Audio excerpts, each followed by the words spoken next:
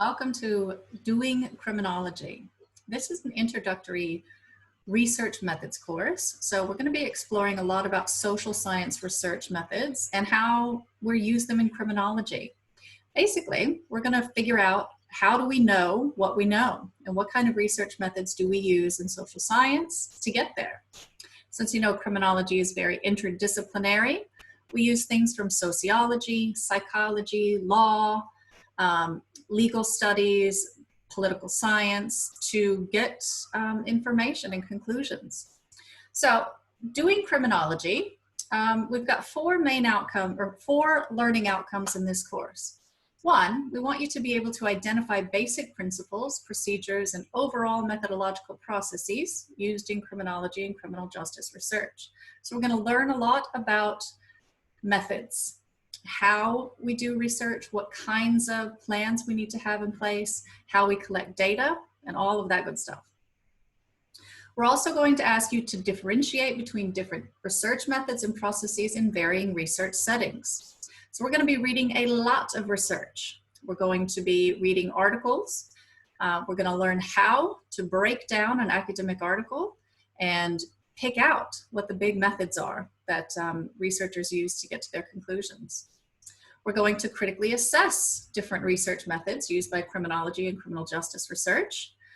So I'm going to ask you to make opinions. So you're going to be doing a lot of learning, and a lot of it might be new for you this trimester, but don't worry, I'm with you every step of the way.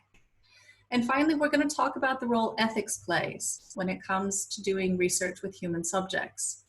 Because we do research a lot of times with people in criminology, we have to think about how our research actually affects people. So I hope you find this course engaging, enlightening even, and you learn a lot about how we know what we know. You've got 3 pieces of assessment in this class. We're going to do 3 different exercises or assignments on different criminology methodology.